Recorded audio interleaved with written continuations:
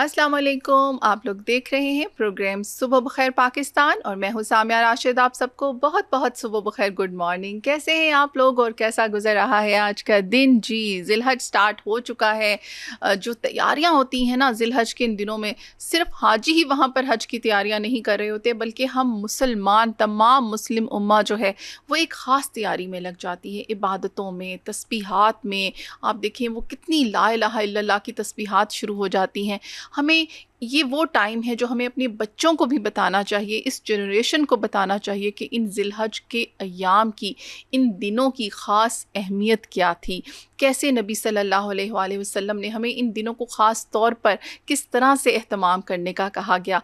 तो ये सारी चीज़ें सिर्फ हमारी रवायात ही नहीं, हमारी मज़हब से भी जुड़ी हुई हैं, हमारी सकाफ़त से भी जुड़ी हुई हैं, क्योंकि जो फेस्टिवल आता है वो इस तरह मुस्लिम उम्मा सेलिब्रेट करती है, जो कि एक सुन्नत इब्राहिमी है, लेकिन हम सब उसको बड़े ही जोशो खरोश के साथ, और बच्चे ख़ास तौर पर बड़े जोश से मनाते हैं। तो बहुत अच्छा लगता है एक मजहबी त्यौहार हो और उसके साथ साथ हमारा जो दिल है, हमारी जो नीयतें हैं वो बहुत खूबसूरत हों, वो बहुत साफ़ हों, तो बहुत खूबसूरत हो जाता है ये फेस्टिवल। और अल्लाह करे इसी तरह हम सेलिब्रेशंस इस मुल्क में, पाकिस्तान में, इसी तरह सेलिब्रेट करते रहें ये खुशियाँ। तो इसी खुशी के साथ साथ जो है अपने शो को मूव ऑन करते हैं। जी, जैसा कि आप सब जानते हैं पाकिस्तान और बांग्लादेश का चल रहा है मैच, और 437 का दिया है टारगेट बांग्लादेश ने। तो ये जानेंगे कि ये पाकिस्तान क्या पूरा कर पाएगा कि नहीं। इसके लिए हमने बुलाया है जी नवीद खोकर साहब को, एंकर पर्सन भी हैं, क्रिकेट एक्सपर्ट भी हैं। अस्सलाम वालेकुम। वालेकुम सलाम। कैसे हैं आप? बहुत शुक्रिया सामिया, अल्लाह का बहुत करा। जी तो नाम नवीद क्या साहब, हुआ? क्या क्या क्या लग रहा है आपको? आप हमेशा जो प्रिडिक्शन देते हैं ना, मैं हमेशा से कहती हूँ नवीद साहब जो देते हैं वो बिल्कुल सही होती है। अच्छा, मुझे ये बताएं क्या क्या फील करें आप, क्या लग रहा है कि क्या पाकिस्तान इसको अचीव कर पाएगा? थैंक यू सामिया, बहुत शुक्रिया आपका। और मेरा ख्याल है पाकिस्तान ना थोड़ी सी ट्रबल में आ गया है। हम्म। पिछली टेस्ट मैच को हारने के बाद पाकिस्तान को बड़ा जबरदस्त किस्म का कमबैक करना चाहिए था। आप पौने 300 के करीब आपने पहली इनिंग्स में बांग्लादेश को आउट कर दिया, बांग्लादेश को लेकिन आप आउट कर आप दिया, लेकिन 250 आप रन भी नहीं बना सके। मेरा ख्याल है पाकिस्तान है जो उसको बड़ा अच्छे से खेलना चाहिए था पहली इनिंग्स अपनी, और फिर इनिंग्स को आप एक अच्छी लीड के साथ उसको फिनिश करते, कोई 100-150 रन ऊपर बनाते, और फिर आप बांग्लादेश दोबारा जब बैटिंग के लिए आता तो उनको प्रॉब्लम होती। बांग्लादेश को पहली इनिंग्स में थोड़ा सा प्रॉब्लम हुआ, बट दूसरी इनिंग्स में उन्होंने कम बैक किया और एक बड़ा टोटल है पाकिस्तान के खिलाफ खड़ा किया। 437 रन। आज चौथा दिन है और कल पांचवा दिन, और चौथे दिन की जब चौथी विकेट की चौथे साइड पे आप खेल रहे हो, चौथी बारी आप ले रहे हो, तो फिर बड़ा मुश्किल हो जाता है आपको इतना बड़ा टारगेट अचीव करना। मेरा ख्याल है जो पिच होती है वो अपनी जगह पे जा चुकी होती है, उसके क्रैक्स खुल चुके होते हैं, पिच ड्राई हो चुकी होती है। जो पिच से आपको फायदा मिलना होता है वो आपको नहीं मिल रहा होता, वो पिच फायदा दे रही होती है बॉलर्स को। तो पाकिस्तान यकीनी तौर पर उसके लिए एक बड़ा हदफ है ये, और बहुत बड़ा हदफ है पाकिस्तान के लिए। अगर आप इसको इसको प्लानिंग के साथ खेलते हैं, अगर आप विकेट्स नहीं देते हैं, तो मेरा ख्याल है कि थोड़े बहुत चांसेस हैं पाकिस्तान के इस सेल टेस्ट के अंदर जाने के और पाकिस्तान को ये मैच जीतने के। बट मुझे लगता नहीं है। मैं अगर आप मुझे परसेंटेज की बात करें, गो के बड़ा मुश्किल होता है प्रिडिक्ट करना कि कौन जीत रहा है कौन हारा है, बट मैं 30-70 इन फेवर ऑफ बांग्लादेश के साथ जाऊंगा कि बांग्लादेश 70% इस वक्त मैच के अंदर मौजूद है। वो इस टेस्ट मैच को जीतने की पोजीशन में है, और पाकिस्तान है जो उसके लिए काफी ट्रबल हो सकती है। पाकिस्तान को चाहिए ही था कि आप एक अच्छा कम से कम उन्हें जल्दी आउट करते हैं दूसरी इनिंग्स में, वो भी नहीं कर सके। आपके बल्लेबाज हैं जो वो तो नहीं चले, बट आपके गेंदबाज हैं जो दूसरी इनिंग्स में वो भी नहीं चले। तो मेरा हम्म। ख्याल है कोई कोई एक एक्सेप्शनल इनिंग्स आनी चाहिए आज आपके टॉप ऑर्डर से, अजान ओवैस से आज आपको एक्सेप्शनल इनिंग्स की तो करनी चाहिए, बाबर आजम से करनी चाहिए, शान मसूद जो इस वक्त खुद नहीं चले किसी भी टेस्ट मैच के अंदर। पाकिस्तान बहुत बुरी तरह से क्राइसिस में है टेस्ट मैचेस को लेके, और हमारे इस सीजन में आगे भी 6-7-8 टेस्ट मैचेस पड़े हुए हैं। तो मेरा ख्याल है पाकिस्तान के लिए सेल टेस्ट एक डरावना ख्वाब साबित हो सकता है अगर आप इसमें से प्रॉपर्ली नहीं जाते हैं, और अगर आप प्रॉपर्ली अपनी तैयारी नहीं करते हैं। आज पहला सेशन इस वक्त जारी है, कुछ रन पाकिस्तान ने स्कोर किए हैं, लेकिन मेरा ख्याल है कि पहला सेशन दूसरा सेशन बड़ा इंपॉर्टेंट होगा। अगर आप विकेट के ऊपर स्टे कर जाते हैं शुरुआत में ही, अगर आप बांग्लादेश की घूमती हुई बॉल्स को, बांग्लादेश की तेज बॉलर्स को खेल लेते हैं, तो फिर मे भी कुछ चांसेस बन जाए 30% को आप 70% 80% में कन्वर्ट कर लें। बट मैं बड़ा इस मामले पे क्लियर हूं कि पाकिस्तान इस मामले में बहुत ट्रबल में है। अभी सेल टेस्ट के अंदर पाकिस्तान बड़ी मुश्किल में पड़ने वाला है। मुश्किल में पड़ने वाला है। अच्छा, बाबर आजम की आपने बात की, सरफराज अहमद भी हैं और इसके साथ साथ हसन अली जैसे तजुर्बाकार खिलाड़ी भी इसमें मौजूद हैं। तो क्या लग रहा है आपको, कुछ एफर्ट होगी कि नहीं, हमेशा की तरह इस दफ़ा भी आवाम जो है वो मायूसी का शिकार हो सकती है? देखिए, बाबर आजम ने अपनी दूसरी इनिंग्स तो अपने अपने इस टेस्ट मैच के अंदर पहली इनिंग्स में बड़ी जबरदस्त खेली थी, कुछ 60-70 के करीब उन्होंने रन्स भी किए। और बाबर दुनियाई क्रिकेट के अंदर 9000 रन्स करने वाले पाकिस्तान के स्टैकेट के अंदर पहले, पाकिस्तान के नहीं दुनिया के पहले बल्लेबाज बने हैं। नो हम्म। डाउट बाबर के पास बहुत बड़े रिकॉर्ड है। बाबर जैसा खिलाड़ी जब आपके साथ खेलता है, बाबर जैसा खिलाड़ी जब टेस्ट मैच के अंदर होता है, तो यकीनी तौर पर बड़ा प्रेशर होता है अपोजिट टीम के ऊपर कि बाबर मौजूद है विकेट के हम्म। ऊपर, या बाबर ने भी आना है, तो ये बहुत प्रेशर होता है। बट बाबर के प्रेशर को रहना चाहिए, ये मेंटेन रखना चाहिए। हम्म। ऐसा ना हो कि बाबर आए और फिर कोई इस तरह की इनिंग्स खेलेंगे जो यकीनी तौर पर शर्मिंदा कर देने वाली हो। बट बाबर आजम अच्छी अच्छी फॉर्म में मौजूद है इस वक्त। पहले टेस्ट मैच वो नहीं खेल सके थे, दूसरे टेस्ट मैच की पहले इनिंग्स के अंदर उन्होंने अच्छे रन बनाए थे। यकीनन पाकिस्तान इस वक्त, अगर अगर देखें, अगर अगर आप नाम की बात कर लें कि हम ये बात करें कि हमारे पास बड़े अच्छे प्लेयर मौजूद हैं, तो नो डाउट आपके पास बहुत अच्छे नाम मौजूद हैं। बट हमें नाम के इससे ज्यादा वहां पे रन्स चाहिए, जो बहुत मुश्किल है। चौथी विकेट की शराकतदारी में चौथे दिन में और चौथी विकेट में जाके आप चौथी बारी में आके बड़ा मुश्किल हो जाता है आपके लिए। विकेट में 200-250 रन हो, तो आपने लास्ट लास्ट मैच भी देखा जो बांग्लादेश के साथ पाकिस्तान का पहला मैच ढाका के अंदर था, वहां पर पाकिस्तान 250 रन भी नहीं बना सका था दूसरे चौथी विकेट की चौथे दिन में जाके, पांचवें दिन में जाके। तो मेरा ख्याल है मुश्किल होता है। बट बाबर आजम जैसे बल्लेबाज मौजूद हैं, होपफुली शान मसूद अगर अपनी परफॉर्मेंस में वापस आते हैं, शान अगर बल्लेबाजी करते हैं, आगा सलमान है, देखिए ये सारे वो लोग हैं कि हम्म। जो अच्छी बल्लेबाजी कर सकते हैं। अगर ये खड़े हों, सेंचुरी स्कोर करें हम्म।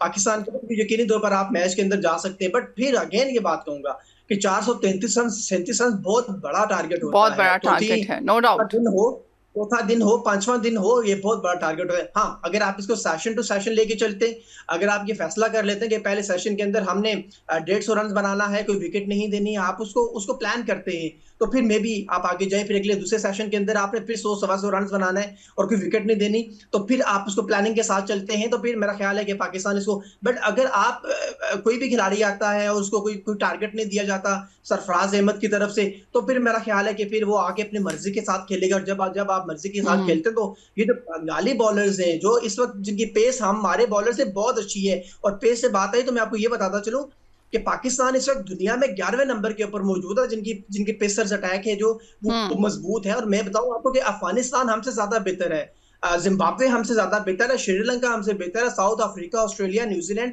इंडिया, इंग्लैंड, ये इतने सारे सारे हमसे ज्यादा बेहतर। बेहतर है। हम 7वें नंबर, 11वें नंबर के ऊपर मौजूद हैं। और सामिया, ये बड़े इंटरेस्टिंग फैक्ट मैं आपको बताऊं कि पाकिस्तान कभी दुनिया में वो वक्त वो होता था, मुल्क होता था कि जहां पर जब इमरान खान खेलते थे, जब वसीम अकरम खेलते थे, मैं वकार यही यूनिस मैं खेलते यही थे। पॉइंट मैं यही पॉइंट पूछने वाली थी कि वो कौन सा वक्त होता था। देखिए, मैं आपको ये बिल्कुल, बिल्कुल ज्यादा सही पूछने की कहा। वो बात नहीं वक्त है, आप देखिए, वो दरअसल हमारे आज के बच्चे को भी पता है वो वक्त होता था। मतलब वो नाम ऐसे हैं, वो लेजेंड्स ऐसे हैं कि हमारे आज के बच्चों को भी पता है कि किस तरह से हमारे खिलाड़ी खेला करते थे। सामिया, अगर आप ज्यादा पीछे नहीं, आप शोएब अख्तर का टाइम देख लें, वकार यूनिस को हम्म। उठा के देख लें, मोहम्मद आसिफ को ट्रू। उठा के देख लें, वसीम अकरम, ये देखें ये भी की लॉट है।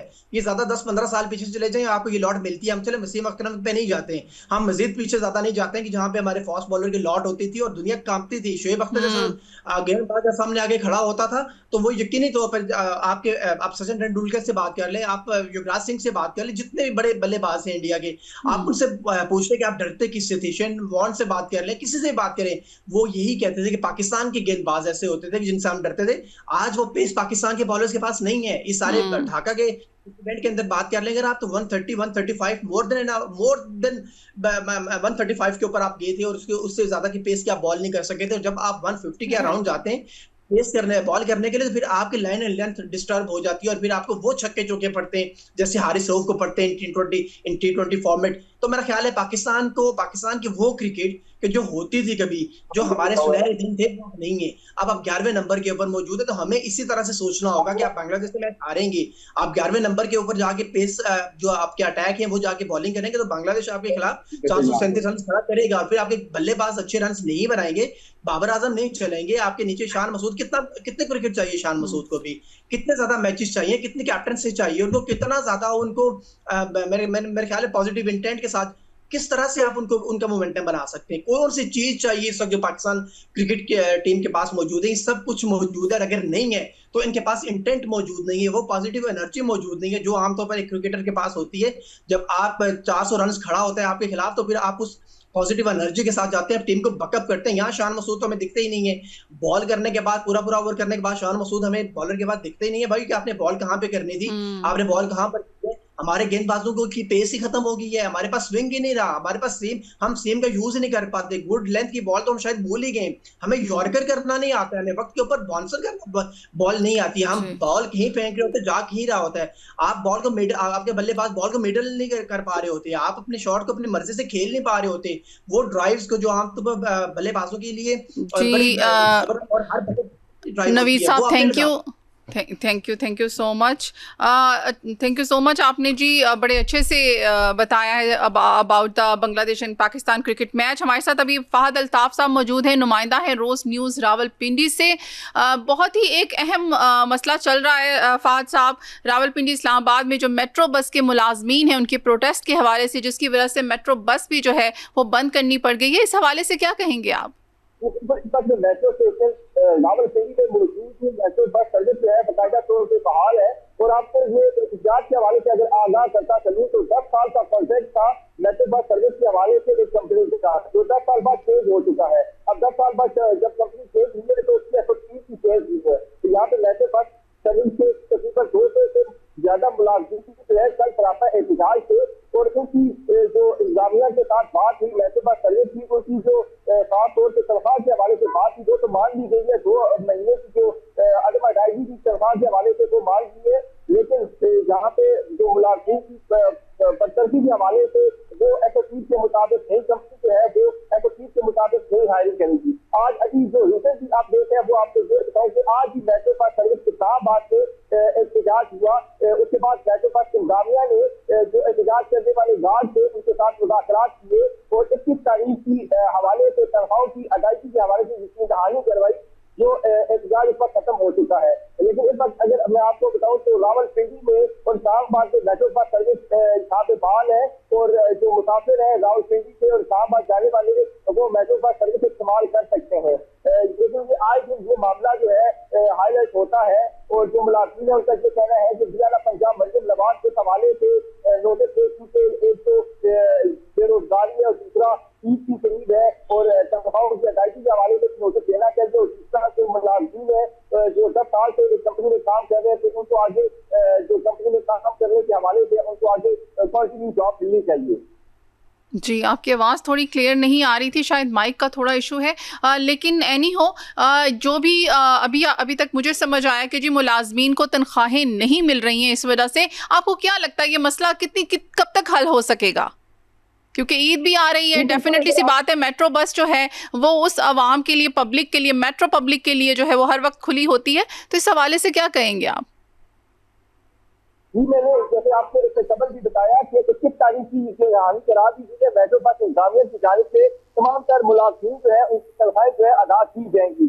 लेकिन जो मेट्रो बस मुलाजिम है वो जो बरतरफ कर दिए गए हैं उनके हवाले से जो नई कंपनी अभी जो आगे चार्ज संभालेगी वो एसओपी के मुताबिक जो है वो आगे हायरिंग करेगी। एक दफा फिर आपको बताऊं कि मेट्रो बस सर्विस के जो मुलाजिम खिलाफ एहतजाज के चौकी के हवाले में और दूसरा अदम अदायगी के हवाले में तनख्वाहों की अदायगी के हवाले में तो उनका मामला हल हो चुका है। 21 तारीख को जो है उनकी तनख्वाह जो है वो मिल जाएगी। मेट्रो बस इंतजामिया ने उनको दहानी कर रहा है, जिसके बाद उन्होंने एहतजाज जो है वो वापस करके एहतियात की कॉल वापस कर दिया। आज भी एहतियात किया गया था इस्लामाबाद से, लेकिन अब जो है मेट्रो बस सर्विस जो है वो बहाल है और जो सबकी सहूलियात है आवाम की खास तौर से रावलपिंडी से इस्लामाबाद से रावलपिंडी अब जो है वो सफर कर सकते हैं। और मेट्रो बस सर्विस के जो मुलाजिम है अब वो बाकायदा तौर पर अपनी जो ड्यूटियां सर अंजाम दे रहे हैं। और आपको ये बताऊं कि यहाँ पे इस मेट्रो बस सर्विस के एहतजाज में खवातीन की एक बड़ी तादाद की मौजूद थी। उनका ये कहना था कि सीएम पंजाब के हवाले से नोटिस थे और 10 साल से यकीनन एक जगह पे काम करने के बाद और एकदम जो है वो जो नौकरी से अगर वो निकल जाएंगे तो उनके लिए काफी ज्यादा मुश्किलात होगी। तो उनका ये कहना है कि सीएम पंजाब को इस हवाले से नोटिस देना चाहिए। जो नौकरी का मामला है वो नई कंपनी तो हायर हुई है, लेकिन उनके एक जो है पॉलिटिक्स साइन रखना चाहिए और खास तौर पे जो नौकरियों के हवाले से आगे कंटिन्यू होना चाहिए।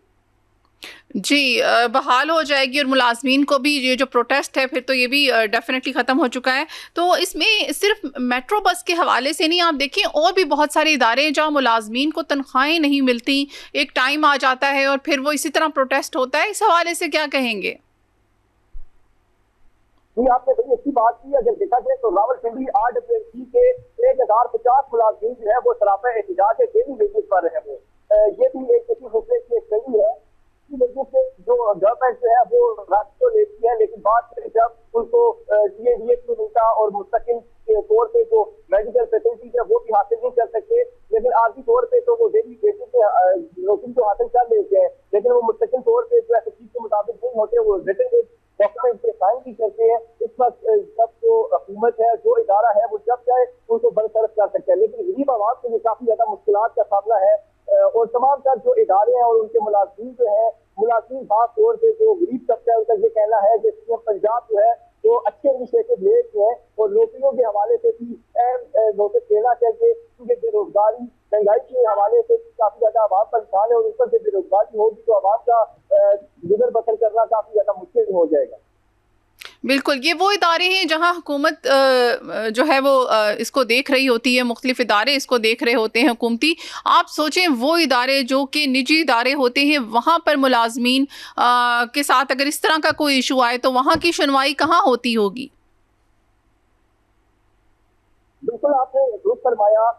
ऐसे मुबाला की बुनियाद पे जो है वो सरापा एहतजाज होते हैं और वो आखिरी उम्मीद उनकी मीडिया होती है कि हम लोग उनकी आवाज उठाएं और आला अमानत तक उनकी बात पहुंचे और उनके मामला हल हों। जी बिल्कुल। अच्छा, ये अब ये मेट्रो बस जो है ये ईद तक खुली रहेगी और उसके बाद फिर बीच में क्या इसमें आएगा कोई, इसमें ऑफ आएगा और फिर ये दोबारा से बहाल होगी कि इसी तरह ओपन कर दी जाएगी? मैम, मेट्रो बस सर्विस बिल्कुल ओपन है और उनके मामला अगर 21 तारीख को उनकी तनख्वाहों की अदायगी हो जाती है तो ये दोबारा एहतजाज जो है जो मुलाजिम जाने से कहा गया है कि वो नहीं होगा, क्योंकि आपको जैसे आपको मैंने दिखाया कि 10 साल का कॉन्ट्रैक्ट था 22,000 कंपनी का। अभी एक नई कंपनी आ चुकी है, उसकी ठीक होगी। जराये के मुताबिक ये पता चला है कि जिन मुलाजिम की उम्र चाहे वो मर्द है चाहे ख्वातीन है, जिनकी उम्र 40 साल से ऊपर है, उनको जो नौकरी करने की इजाजत नहीं दी जाएगी। वो नए लोग जो हायर करेंगे, जो लोग जो है 40 साल से ऊपर है, वो दोबारा यहाँ पे मेट्रो बस सर्विस में नौकरी करने के हवाले से उनको काफी ज्यादा मुश्किलात होगी। लेकिन देखना यह है कि तनख्वाहों की अदायगी के बाद मेट्रो बस सर्विस के जो मुलाजिम है वो एहतजाज आगे करते हैं कंटिन्यू का, इस हवाले से तब तक सेटिस्फाई हो जाएंगे कि उनको तनख्वाह मिलने के बाद आवाज थोड़ी सी जी। थैंक यू सो मच फात साहब। जी, आपने अभी सुना जी मेट्रो बस के हवाले से मुलाजमीन ने जो प्रोटेस्ट किया था वो प्रोटेस्ट जो है वो काम आ गया है और मेट्रो बस जो है बहाल होगी। तो बहुत सारे लोग जो थी, जो आवाम थी, वो बड़ी परेशान थी क्योंकि ईद भी आ रही है, ईद की शॉपिंग भी करनी होती है लोगों ने। और मेट्रो बस एक वो फैसिलिटी है जो कि पंजाब हुकूमत ने बड़े अच्छे से आवाम को दी हुई है और बड़ी बड़ी कम और बड़ी सस्ती सी एक ट्रांसपोर्ट है। इतनी महंगाई के दौर में जब फ्यूल इतना महंगा है, पेट्रोल इतना महंगा है, तो पब्लिक जो है बड़े इजीली ट्रैवल करती है और उसमें और जो भी काम करने होते हैं वो मेट्रो बस के टाइमिंग्स में कर रही होती है।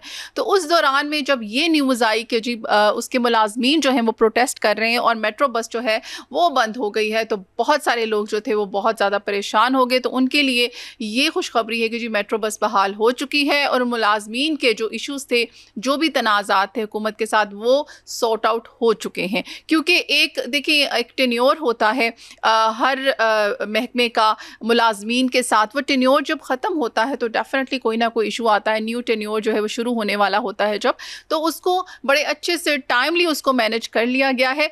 और वो लोग जो सिर्फ न्यूज़ के थ्रू देखकर फिर बाहर निकलेंगे मेट्रो बस में, क्योंकि गर्मी भी बहुत ज़्यादा है, तो उनके लिए खुशखबरी है, वो जाएँ और अपनी जो जो शॉपिंग करनी है वो मेट्रो बस में जाकर कर सकते हैं और ट्रैवल कर सकते हैं। इसके साथ हमने आपको बताया जी बांग्लादेश और पाकिस्तान के मैच के हवाले से, क्योंकि बहुत से लोग आज तो मैच देखने में मसरूफ़ है। 437 रन्स का टारगेट दिया है बांग्लादेश ने, पाकिस्तान को, जिसके ऊपर हमने डिस्कशन की नवीद खोकर साहब से, जो कि क्रिकेट एक्सपर्ट भी हैं, उनके अंदाजे के मुताबिक भी यही बात है। और जो आम पाकिस्तानी भी जो कि हमारा फ़ैन है हमारे क्रिकेट मैचेस का, वो भी यही सोच रहा है कि अब पाकिस्तान ट्रबल में तो आएगा, लेकिन अगर वो अच्छी बॉलिंग अच्छी बैटिंग करता है और अच्छे से इसको मैच को आगे लेकर चलता है, ख़ास तौर पर अगर परफॉर्मेंस की बात करें, बाबर आजम हो गए, सरफराज अहमद हो गए और हसन अली हो गए, अगर ये लोग अच्छे से परफॉर्म करते हैं और उसी तरह जो है वो एक प्रेशर देते हैं, वो प्रेशर जिसकी बात की गई इमरान खान और वसीम अकरम के दौर की, वो प्रेशर जिसकी बात की गई शुएब अख्तर के दौर की,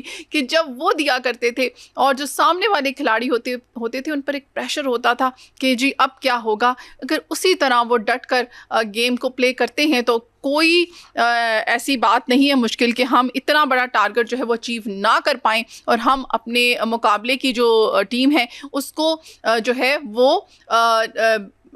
हरा ना पाए। तो ऐसा कुछ भी नहीं होता। जब आपके वही बातें इरादे पुख्ता हों तो मंजिल जो है वो दूर नहीं होती।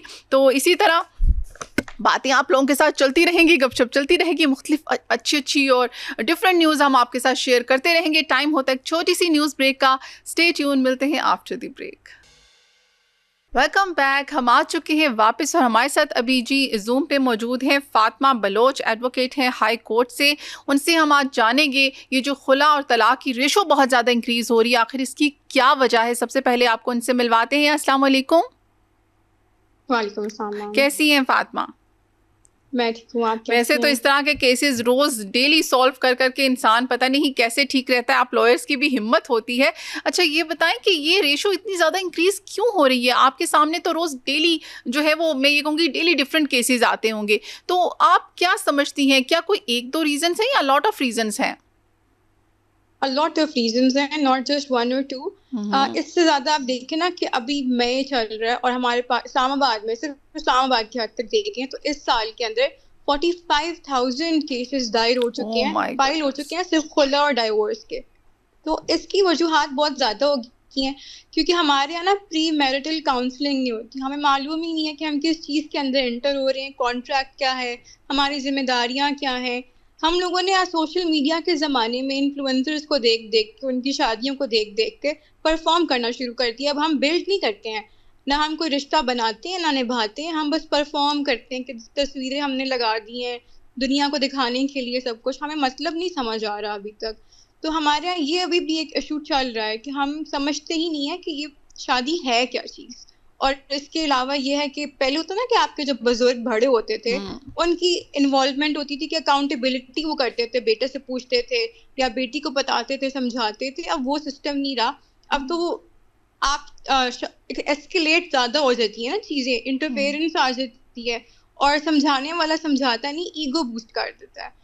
अब बहुत लोग ना अन्ना के मसले में आके शादियां तबाह कर रहे हैं। तो इगोइस्टिक होके ज्यादा जो है शादियां जो है तबाह हो रही हैं। हाँ जी, और फैमिली का सपोर्ट सिस्टम खराब हो गया ना। पहले फैमिली समझदार होती थी, अब फैमिलीज भी समझदार नहीं है। इंडिपेंडेंट होना बहुत अच्छी बात है, लड़के को भी लड़की को भी, लेकिन लड़कियां इंडिपेंडेंट हो गई हैं तो लड़के उतने लेजी और इररिस्पॉन्सिबल भी हो गए हैं। वो जिम्मेदारी से भागते हैं, वो हक महर पे नहीं करते हैं। वो कहते हैं अच्छा लड़की खुला ले ले तो हम तलाक के बाद हक महर देने से बच जाएंगे। तो वो उसको इतना तंग कर देते हैं कि वो कहते हैं ये खुद कोर्ट जाए और खुद केस लड़े और खुद ही वहां से खुला ले ले, क्योंकि खुला में अब तो कोर्ट खुला दे देती है ना, मर्द आए या ना आए। तो एक ये इशू भी आता है। और फिर लड़कियों के पास और कोई डिग्निफाइड तरीका रहता नहीं है, वो उससे बेग नहीं कर सकती हैं, तो फिर एंड में यही ऑप्शन हो सकता है। और लड़कियों की भी जिम्मेदारियों का उनको कोई खास अपनी ऑब्लिगेशंस का पता नहीं है। अब फॉर एग्जांपल अगर मर्द पे मेंटेनेंस की ऑब्लिगेशन है तो शोहर के भी बहुत सारे राइट्स हैं। तो लड़कियों को वो भी समझ नहीं आती क्योंकि हमारे यहाँ शादी के बारे में समझाया ही नहीं जाता, ना प्री मैरिटल काउंसलिंग है ना पोस्ट मैरिटल काउंसलिंग है। तो ये एक बहुत इशू आता है हमारी सोसाइटी में। और इसके अलावा अगर आप देखें ना तो हमारा पहला अब यही रह गया कि हम लिटिगेशन करेंगे, हम कोर्ट चले जाएंगे। हाँ, यहाँ पे होना तो ये चाहिए था फातिमा कि जहाँ पर इतनी टेक्नोलॉजी आ गई है, इतनी अवेयरनेस आ चुकी है, इतनी नॉलेज आ चुकी है, तो अब तो ये रेशो ख़त्म हो जाना चाहिए था। लेकिन वो जो दौर था जब अवेयरनेस नहीं थी, या जो था वो ख़ानदान जो थे वो मिलकर रहते थे या समझाते थे, उस दौर में कम रेशो होता था। तो इट मीन्स कहीं ना कहीं तो हम लैग कर रहे हैं अपने बच्चों की इस जनरेशन को समझाने में। ये सोशल मीडिया का जो किरदार है ये सही तरह से हम उन्हें नहीं बता पा रहे। तो इसमें चलें, ये वाले केसेस तो हम भी समझते हैं कि गलत हो रहा है, ये रेशो कम होनी चाहिए, नहीं होनी चाहिए, लेकिन क्या इन तमाम रीजंस में अभी भी तशद्दुद की रीजन या वायलेंस जो है वो मौजूद होता है?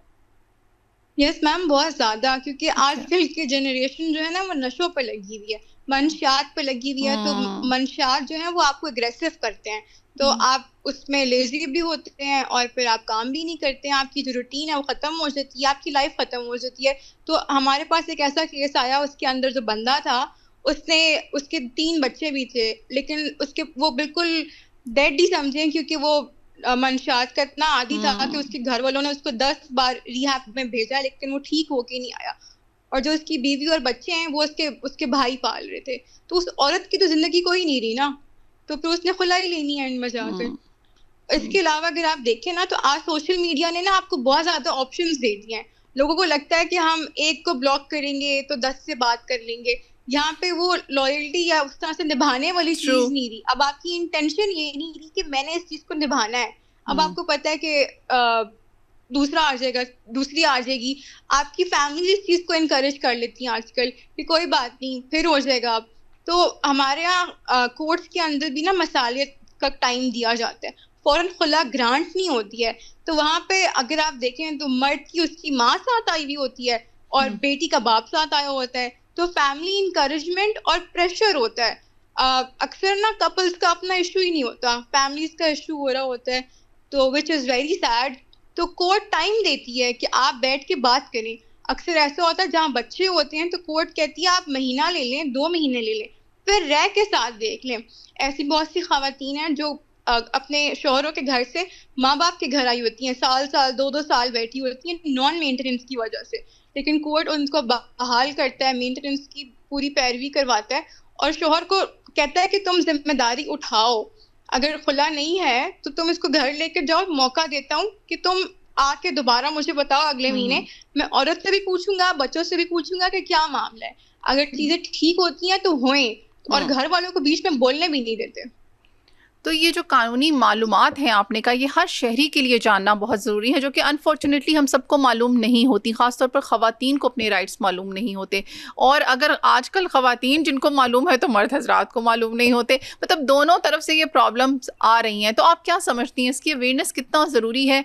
और ये जो आपने, चलें ईगोइस्टिक होकर अगर ये इशू हो रहा है या कोई और कोई इम्पेशेंस वाली बात है, उसमें तो समझ आता है कि उनको ऐसा नहीं करना चाहिए, लेकिन जहाँ पर तशद्दुद के वाक़यात आते हैं, जहां पर गैर जिम्मेदाराना रवैयों की बात आती है, वहां पर तो फिर देखें कोई ऑप्शन नहीं बचता किसी के पास। तो वहां पर आप किस तरह से, हलाल है ना, पसंदीदा नहीं है लेकिन हलाल जरूर है। हाँ, तो वहां पर एक खातून को अपने राइट्स के लिए या एक मर्द को अपने राइट्स के लिए किस तरह से कोर्ट के पास जाना चाहिए और क्या उसके लिए अवेयरनेस है? पहली चीज तो ये है कि अब आपके पास मीडिएशन सेंटर्स हैं, आप मीडिएट करें। आप बेशक अपने किसी खानदान के उन दोनों के खानदान में एक कोई बड़ा बंदा बैठा लें, कि अगर आप कोर्ट आते हैं तो आप लोग किसी लॉयर को मीडिएशन के लिए हायर कर लें। अब मीडिएशन है, पूरी दुनिया में मीडिएशन है, तो फैमिली कोर्ट्स भी मीडिएशन को प्रमोट कर रहे हैं। Islamabad high court, supreme court ने मीडिएशन के लिए बहुत काम किया है कि आप पहले मीडिएशन करें, मीडिएट करें, आपके मसले वैसे भी हल हो सकते हैं। फिर आपकी सेकंड ऑप्शन जो है वो लिटिगेशन होनी चाहिए, कोर्ट्स आना है। लेकिन लोगों ने कोर्ट्स को भी, इतना लोग डरते हैं ना कि वो आते ही नहीं है, वो अपने राइट्स के लिए खड़ा ही नहीं होना चाहते हैं। उनको Pakistan court system, judicial system पर यकीन ही नहीं है। तो ये भी बहुत इशू है। यहाँ पे आप कह सकते हैं कि प्रोसीजरल डिलेज हैं, लेकिन फातिमा आपको नहीं लगता ये ट्रस्ट इश्यूज जो हैं हम सबको होते हैं, क्योंकि कोर्ट को लेके, पुलिस को लेकर हो गए, अब तो डॉक्टर्स को लेकर भी हो जाते हैं। तो कुछ ना कुछ ऐसे वाकयात होते हैं, कोई ना कोई ऐसी चीज़ होती है, आपके लिए कोई वाकया हो जाता है जो लोगों को बहुत डरा देता है, खौफ में मुब्तला कर देता है और ट्रस्ट इश्यूज आ जाते हैं। तो इस हवाले से कुछ ऐसा क्या इकदाम करना चाहिए हुकूमत को या आप लोगों को? लॉयर्स को कि ये पहली अवेयरनेस बात चाहे ये- कि हर जगह पर ऐसे नहीं होता? अभी ना लॉयर्स काम करना चाहते हैं, करते हैं, बहुत दिल से करते हैं, एक्स्ट्रा लाइक जाके भी हेल्प करते हैं, लेकिन हमारे जो लोग हैं ना वो लॉयर्स को फी नहीं देते, यहाँ तक कि पुलिस वालों को रिश्वत दे देते हैं। हमारे यहाँ ये सिस्टम ज्यादा है बिल्कुल। कि हम जल्दी काम चाहते हैं, हम इम्पेशेंट हैं और हम कहते हैं काम फटाफट हो जाए बगैर नहीं किसी मेहनत फातिमा, के। यहाँ आप पर ये- सॉरी टू इंटरप्ट यू, आप कह रही हैं कि हम इम्पेशेंट हैं। अगर 10-10 साल तारीखें रहेंगी अदालतों में, ठीक है, Family फीस case में 10 जाती साल रहेगी, नहीं लोग होती है। अपनी प्रॉपर्टी बेचकर Family- लॉयर की family फीस case- पे करते रहेंगे, तो मुझे बताएं इम्पेशेंस तो खुद ब खुद होंगे वो बेचारे, फिर वो क्या होंगे? मैम फैमिली केसेस में आपके हार्डली, वैसे तो आपका एज पर लॉ 6 मंथ्स है, लेकिन आपका साल बहुत ज्यादा हो जाए तो 2 साल लगते हैं, इससे ज्यादा आपका नहीं अच्छा, होता। इससे ज्यादा केस Family नहीं case- रहता फैमिली? Okay, that's good. हाँ, फैमिली केस के अंदर आपका जल्दी हो जाता है, और फैमिली के अंदर आप जब आते हैं ना तो आपको सेकंड थर्ड महाना मंथ में ही ना महाना मिल जाता है, मेंटेनेंस शुरू हो जाती है, टेम्परेरी भी। तो फैमिली केसेस में इशू नहीं होता। यहाँ पे इस्लामाबाद क्या पाकिस्तान में इस्लाम में औरतों के इतने हकूक हैं, और जो हमारा लॉ है वो कुरान और सुन्ना के अलावा चलता ही नहीं है, बन ही नहीं सकता। तो जो बेशक। भी है तो खवातीन के राइट सबसे ऊपर है यहाँ पर। आप True. देख लें, family courts is all about women rights. Maintenance मिलनी है, मिलनी है, खुला है, मिलनी है, मर्द ने देनी ही देनी है, कोई दो राय ही नहीं है इस पे। अच्छा, आपने जी। कहा खवातीन के राइट्स सबसे ऊपर हैं, लेकिन हम अक्सर अभी रिसेंटली भी सोशल मीडिया पे एक वीडियो बहुत वायरल हुई जिसमें इससे मुझे याद आया कि वो बच्चा जो था वो तड़प रहा था माँ के पास जाने के लिए, माँ तड़प रही है लेकिन बच्चा बाप लेकर जा रहा है। वो पूरी कोर्ट के बाहर वो एक मजमा था, लॉयर्स जो थे उसको बाप को समझा रहे थे कि उसे आराम से उठाओ बच्चे को, बच्चा नहीं जाना चाह रहा था, और वो बच्चा बहुत छोटा नहीं था जी, वो बच्चा बहुत छोटा नहीं था, इतनी छोटी एज नहीं थी उसकी कि उससे पूछा ना जा सके। तो आखिर ऐसे केसेस में क्या होता है कि जो फैसला है वो उस तरफ नहीं जाता जो नजर आ रहा होता है कि जिस तरफ डेफिनेटली माँ है, वो भी तड़प रही है, बच्चा भी उसके साथ रहना चाह रहा है। तो कुछ तो रीजंस हैं कि बच्चा माँ के साथ रहना चाह रहा है, और 10-11 साल का बच्चा लग रहा था। जी, माँ और बाप दोनों इम्पोर्टेंट हैं, और अगर बच्चे में कॉन्फिडेंस आना है, उसकी पर्सनालिटी ठीक सिक्योर हो, तो माँ बाप का दोनों का होना बहुत जरूरी है। इसलिए कोर्ट्स जो है ना वो दोनों को टाइम देती हैं। विजिटेशन जो राइट है माँ का भी पूरा है, बाप का भी पूरा है, क्योंकि दोनों की औलाद है, लेकिन यहाँ पे वेलफेयर ऑफ द माइनर देखा जाता है। यहाँ पे माँ बाप की जिद नहीं आती है, ना माँ बाप को फेवर किया जाता है कि एक पार्टी ये है दूसरी पार्टी है, बच्चे का वेलफेयर देखा जाता है। लेकिन अब सुप्रीम कोर्ट ने और हाई कोर्ट ने इतना कर दिया कि अगर बच्चा समझदार है, बात कर सकता है, बालिग है, यानी अपनी पसंद नापसंद बता सकता है, तो उसकी बात को सुनना जाए, उसके कंसेंट के बगैर चीज ना की जाए। राइट, तो अगर जो दैट इज माय पॉइंट कि वहां पर उस बच्चे की बात क्यों नहीं सुनेगी, क्योंकि उसपे जितना भी सोशल मीडिया पर कमेंट्स थे, रिमार्क्स थे, वो यही थे कि बच्चा तो समझदार था, उसकी बात कोर्ट ने क्यों नहीं सुनी, क्या रिश्वत ली गई है, क्या हुआ है जो यहाँ पर जो है वो बाप के पास। अक्सर जो हमारे ना जजेस भी होते हैं ना, वो भी नॉर्मल इंसान ही है। तो आपके पास दिन में उनके पास तो आप समझे 60 केसेस लगे हुए हैं, 40 केसेस लगे हुए हैं, हमारे पास ओवर पॉपुलेटेड केसेस लगे हुए हैं क्योंकि हमारी पॉपुलेशन बहुत ज्यादा है, महकमा कम है, हमारा जजेस कम है हमारे, वो भी इंसान ही है, तो वो एंड में बेचारे फंस ही जाते हैं। अच्छा, आपका कहना ये कि गलत फैसले हो जाते हैं, फंस जाते हैं? तो यस मैम, टेम्परेरी अगर आप ये फातिमा कह रही हैं, अगर आप ये फातिमा कह रही हैं, तो वही बात हो गई कि हम कहें जी डॉक्टर्स कम थे इसलिए 2-3 बंदे मर भी गए तो खैर है, कोई बात नहीं। देखें, ये तो उनकी जिम्मेदारी है, चाहे 4 हो 5 बैठे हो, फैसला तो राइट होना चाहिए, ये इंसाफ के साथ। अगर आप देखें, सरकार की गलती है, स्टेट का काम है ना आपको ये चीज प्रोवाइड करना। यहाँ पे अगर पहली बात तो ये, अगर इस तरह के फैसले हो रहे हैं ना, तो वो भी बहुत टाइम लगा के फैसले हुए हैं, आपके लॉयर्स ने आपको रिप्रेजेंट किया है, हो सकता है कि आपके केसेस के अंदर कोई टेक्निकल इशू हो रहा हो, आप रह गया हो, आप ना साबित कर सकते हैं, हमारा रिकॉर्ड के बगैर कोई चीज नहीं आगे चलती है। तो जहाँ तक ये बात, ये गलत फैसला था कि बाप को बच्चा मिल गया और माँ को नहीं मिला, या विजिटेशन का इशू आ रहा था, और ये बहुत ज्यादा वायरल हुआ है, आपने भी देखा होगा। एक दिन की चीज देखी है आपने, एक दिन की चीज देखी है, पीछे इसकी स्टोरी पूरी होगी, पूरी अवेलेबल होगी, 2-2 साल का, इवन जो इनका पूरा रिलेशन था उसका पूरा एक सिस्टम था, हिस्ट्री अवेलेबल होती है ना। ये एक दिन की पिक्चर से आपको कोई पता नहीं चलता क्या है क्या नहीं है।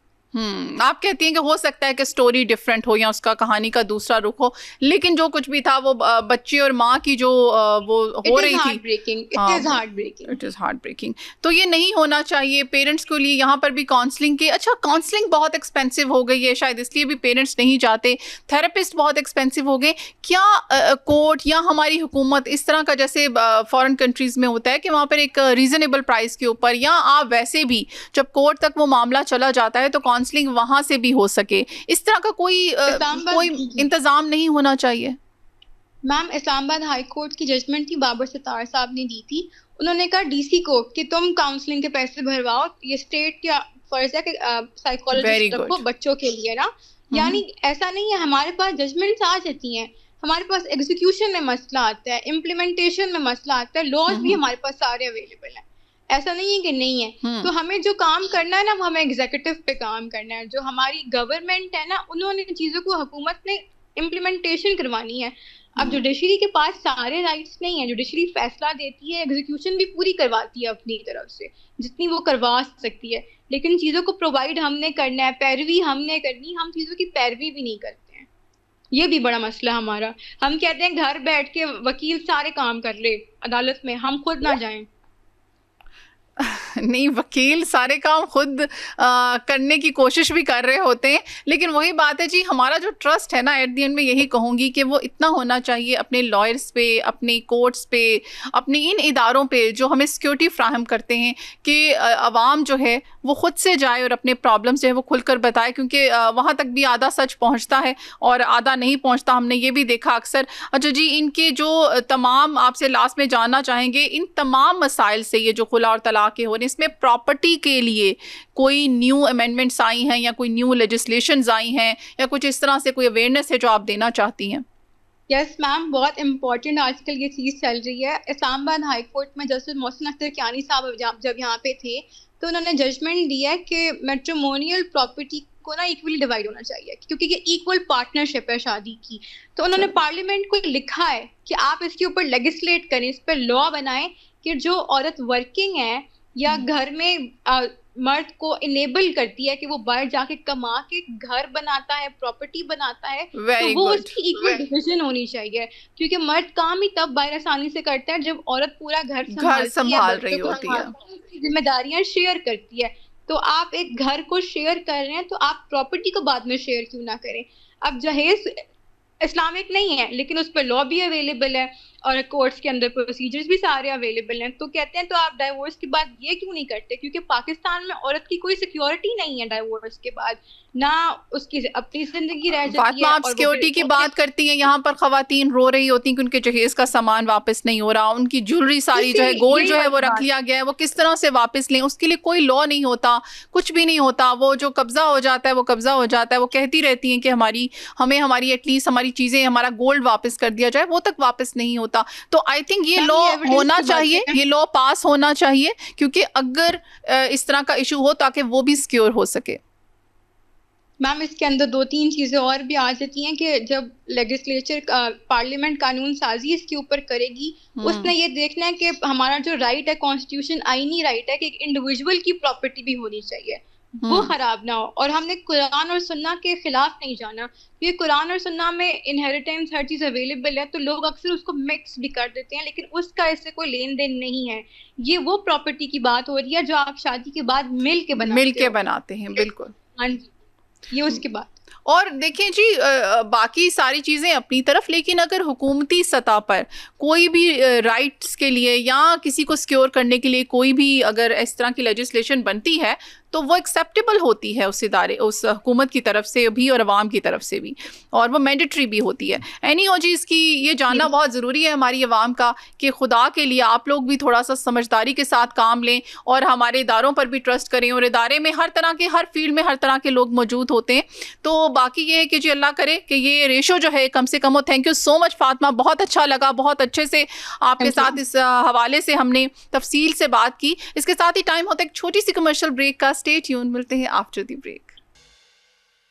वेलकम बैक, हम आ चुके हैं वापस और हमारे साथ अभी जूम पर मौजूद हैं जी मलिक फैज मूसा खेल, ब्यूरो चीफ है रोज न्यूज़ पेशावर से। उनके साथ साथ मौजूद हैं Ubaid Khan, bureau chief Roze news Lahore से। जी अस्सलाम वालेकुम। वालेकुम सलाम।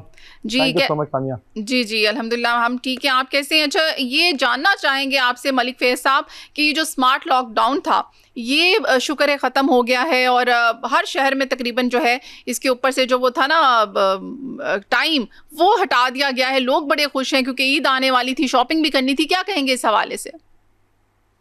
जी बिल्कुल सामिया, स्मार्ट लॉकडाउन के हवाले से अगर मैं तफसीलन बात करूं तो स्मार्ट लॉकडाउन का बुनियादी मकसद हुकूमत की तरफ से ये था कि जो गैर जरूरी बिजली का इस्तेमाल है उनको बचाने के लिए और बिजली को बचाने के लिए उन्होंने ये स्मार्ट लॉकडाउन का फैसला किया था।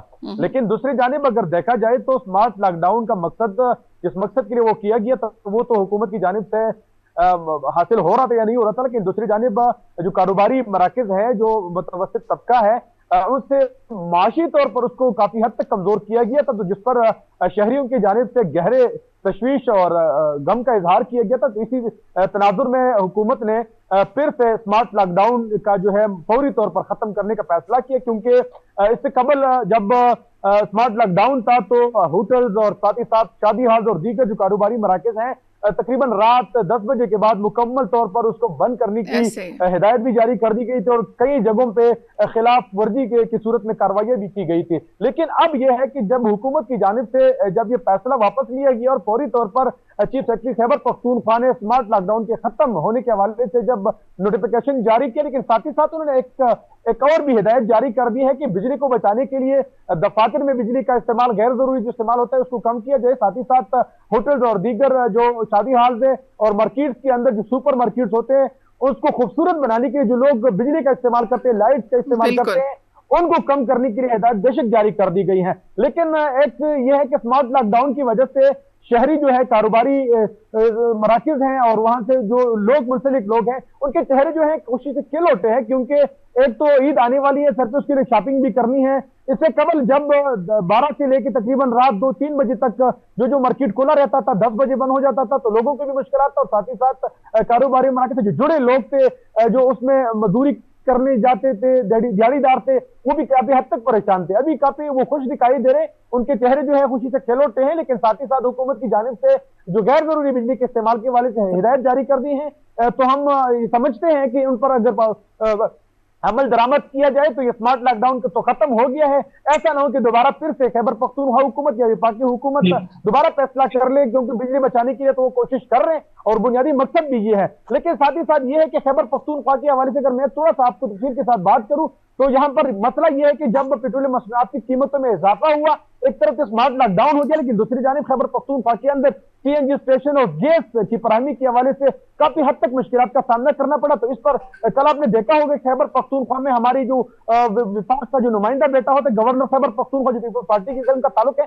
और साथ ही साथ मुस्लिम लीग नून के जो है इख्तिलाफ के जो कायद हैं डॉक्टर इबाद साहब और पाकिस्तान तहरीक इंसाफ के जो मुंतखब वजीर आला है मोहम्मद सुहेल खान अफरीदी, एक पेज पर आ गए और सूबे के हुकूक के लिए उन्होंने बात की और उन्होंने ये वाज़ेह किया, वजीर आज़म पाकिस्तान को बाज़ाबिता तौर पर खत भी लिखा है कि खैबर पख्तूनख्वा हुकूमत के साथ जो इम्तियाजी सलूक किए जा रहे हैं, उनके जो अपने हुकूक है उनको सिर्फ और अदा किया जाए, ताकि जो खैबर पख्तूनख्वा की आवाम है वो सुख का सांस ले सके, उनकी मुश्किलात में कमी आ जाए।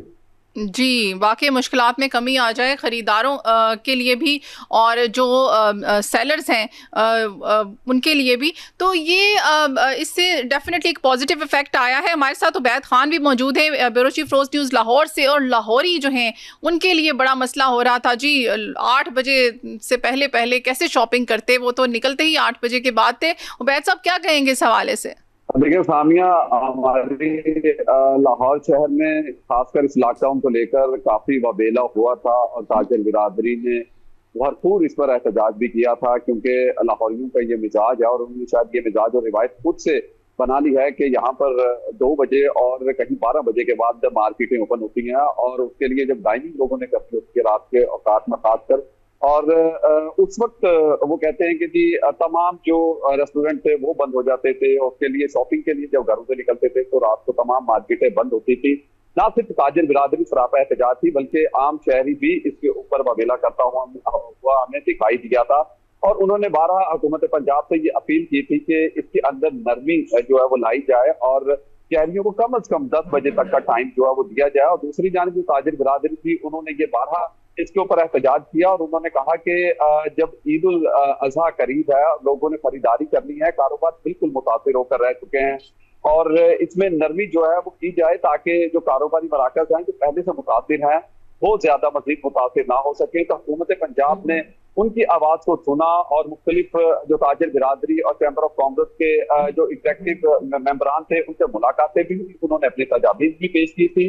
ना सिर्फ कारोबार बल्कि मैं कह सकता हूँ कि इंडस्ट्री एरिया जो था वो भी खासकर काफी से मुतासिर हो रहा था। तो उसके ऊपर उन्होंने वाजे उस पर हिदायत मांगी कि उन्हें टाइम पीरियड जो है वो दिया जाए और जिसमें हुकूमत ने खासकर उसमें नरमी पैदा की और अब 24 घंटे के लिए कारोबारी मराकज जो है शहर के अंदर खुले हुए हैं, जिससे 24 घंटों के लिए आम शहरी भी खुश है बल्कि जो कारोबारी हजरात हैं वो तो बहुत ज्यादा खुश नजर आ रहे हैं। कराची के लोग तो 8 बजे के बाद घर में नहीं रह सकते थे। उबैद साहब आपकी तरफ वापस आते हैं जी, क्या कहेंगे इस हवाले से कि अब जो लोग हैं उनकी जो खरीदारी है, जो शॉपिंग है, उसको वो किस तरह से देख रहे हैं आप? क्या उसी तरह रौनकें लग गई हैं वापस? देखिए, लाहौर शहर के तमाम मार्केटों के अंदर जाहिर है ईद उल अजहा की भी तैयारी करनी है और दूसरी जानिब लोगों ने अपने मवेशी भी खरीदने ईद उल अजहा पे जिन्हें सुन्नत इब्राहिमी अदा करते हुए कुर्बान करना है। तो मैं कहता हूं कि मंडी के अंदर भी इस वक्त एक अब जमे गफीर बनना शुरू हो चुका है। मार्केटों के अंदर एक हजूम पैदा होना शुरू हो चुका है। खवातीन हो, बच्चे हो, बूढ़े हो, मर्द हजरात हो, सभी अपनी खरीदारी करते हुए नजर आ रहे हैं क्योंकि ईद खुशियों का नाम है। इन खुशियों को सेलिब्रेट करना है तो उसकी तैयारियां भरपूर अंदाज में जारी हैं और लोग खरीदारी भी कर रहे हैं और उसके साथ साथ लेकिन दूसरी जो अहम बात है यहाँ पर खासकर जो शहरी हैं उनको खसूसी खुद भी इस जिम्मेदारी का एहसास और इस जिम्मेदारी को लेना पड़ेगा खुद से कि जाहिर है अगर हुकूमत पंजाब ने खासकर इस लॉकडाउन के अंदर नरमी की है तो यकीनन इस नरमी के बाइस उन्हें चाहिए कि वो ज्यादा से ज्यादा जो बिजली है उसको सेव कर सके, ज्यादा से ज्यादा फ्यूल जो है उसको सेव कर सके ताकि आने वाले वक्त में मुश्किलात पैदा ना हो सके। और शहर के अंदर बहुत सारी मार्केटें हैं, शाह आलम मार्केट है, अनारकली बाजार है, उसके अलावा मेन बाजार है, उसके अलावा लिबर्टी चौक है। रात के औकात में जिस तरह से ही ये सूरज ढलना शुरू होता है क्योंकि इस वक्त दर्जा हरारत बहुत ज्यादा है शहर के अंदर, दर्जा हरारत जो इस वक्त रिकॉर्ड किया जा रहा है 44 डिग्री सेंटीग्रेड तक पहुंच चुका है और शदीद आपस और गर्मी जो है वो महसूस हो रही है। तो लोग दिन के औकात में घरों से बाहर नहीं निकलते हैं, वो रात को उनकी रूटीन है कि जिस तरह से सूरज ढलता है और शाम का इंतजार किया जाता है तो शाम के पहर लोग अपने घरों से बाहर निकलते हैं, रुक करते हैं मुख्तलिफ मार्केटों का और मार्केटों के अंदर एक भारी हजूम नजर आता है। यहाँ पर जो खासकर खवातीन है वो अपनी कहीं पर चूड़ियां ले रही हैं तो कहीं पर वो बनाव सिंगार के लिए मुख्तलिफ चीजें खरीद रही हैं। दूसरी जानिब जो मर्द हजरात हैं उनका अभी तक से शॉपिंग अभी तक उनकी मुकम्मल नहीं हुई है, उन्होंने मुख्तलिफ जो डिजाइनिंग के कुर्ते हैं वो लेने हैं। उसी इसी तरह से बच्चे हैं, बच्चों की बहुत सारी फरमाइशें हैं, फैमिलीज को लेकर लोग घरों से बाहर निकलते हैं। तो वो जो शॉपिंग होती है जिसे मैं कह सकता हूँ कि जो 8 बजे के करीब शुरू होती है तो वो रात देर गए तक जारी रहती है, जिसकी वजह से शहर के अंदर मार्केटें जो हैं वो ज्यादा देर तक खुली रहती हैं क्योंकि दुकानदार हजरात जो है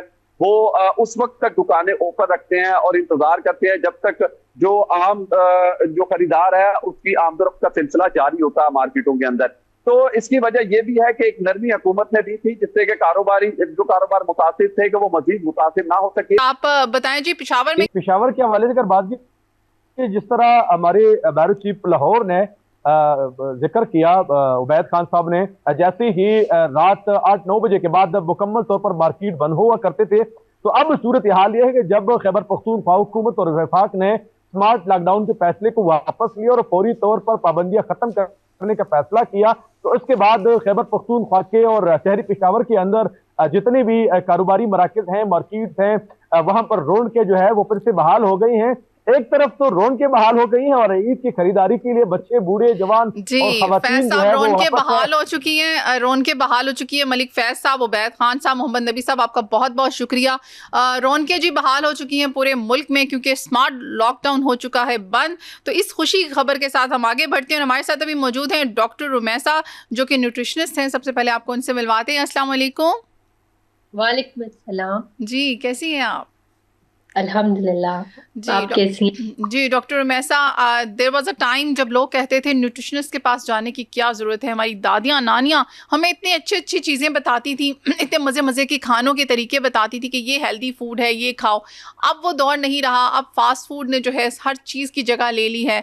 अब बीमारियाँ बहुत ज़्यादा हो रही हैं और लोग न्यूट्रिशनिस्ट के पास भागते हैं कि क्या किया जाए। तो क्या कहेंगी आपके कितना ज़रूरी है हेल्दी फूड, जो कि हम सबको पता है बहुत ज़रूरी है लेकिन लेते नहीं है, ये कितना ज़रूरी है कि हम उसको लें भी?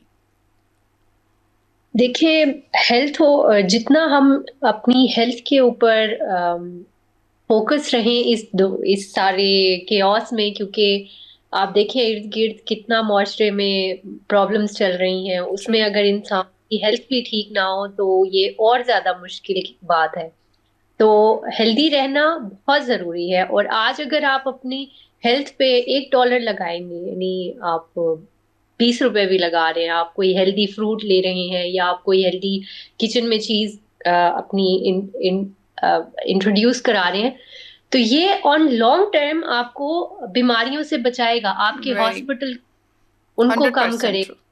आप थाउजेंड्स ऑफ रुपीज स्पेंड करते हैं फॉर द किसी को खुदा ना खास्ता डायबिटीज हो गई है हम्म। या किसी को ब्लड प्रेशर हो गया है, तो उनकी मेडिसिन को अफोर्ड करना, उससे बेहतर है कि आप राइट नाउ इस टाइम अपनी हेल्थ पे इन्वेस्ट करें जब आपको कोई ऐसी बीमारी नहीं है, क्योंकि हेल्थ होना भी एक बहुत बड़ी वेल्थ है।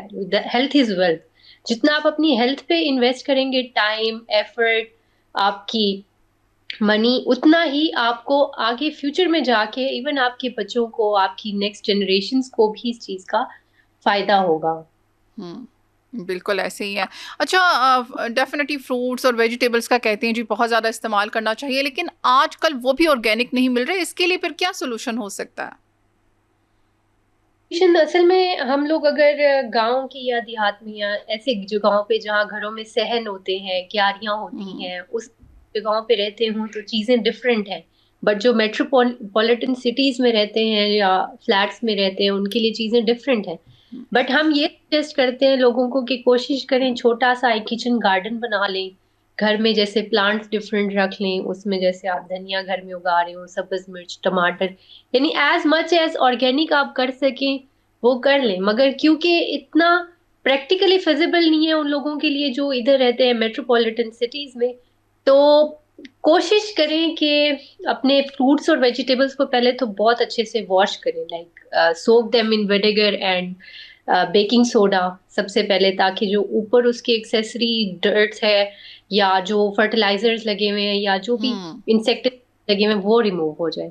उसके अलावा if you cook your food properly तो चीजें कुछ बेहतर हो जाती हैं।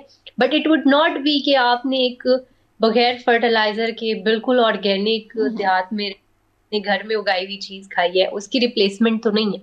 But you have to make the best out of the worst. So जो जो जितना कर सकते हैं कोशिश करें कि घर में छोटी छोटी चीजें अपनी उगा लें। बिल्कुल जी ऐसे ही। और आजकल लोगों में इतना कम रुझान हो गया है कि लॉन्स में फूल तो लगे होंगे लेकिन सब्जियां और फल नहीं लगे होंगे।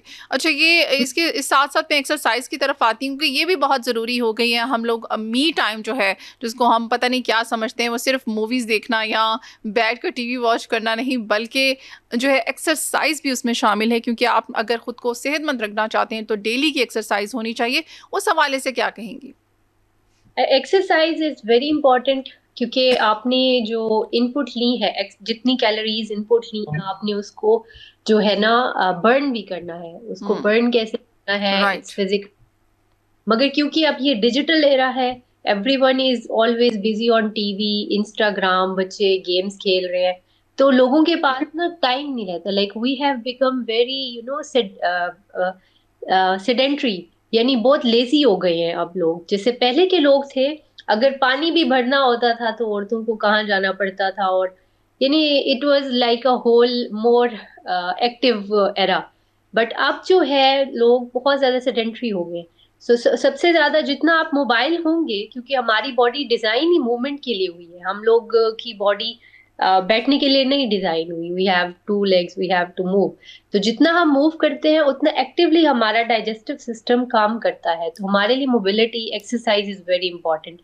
और अगर हम एक्सरसाइज करते हैं, अब आजकल के दौर में क्योंकि डिजिटल एरा है तो मेंटल हेल्थ की भी बड़ी इश्यूज चल रहे होते हैं। People are very sad, depressed, anxiety और डिप्रेशन की टर्म्स इन दिनों में आपको हर एक बंदा छोड़ के दूसरा बंदा कहता सुनेगा। छोटे छोटे बच्चों को भी अब ये टर्म पता है, वो भी कोई उनकी पसंद की चीज ना हो रही हो तो वो कहते हैं हमें डिप्रेशन हो रहा है।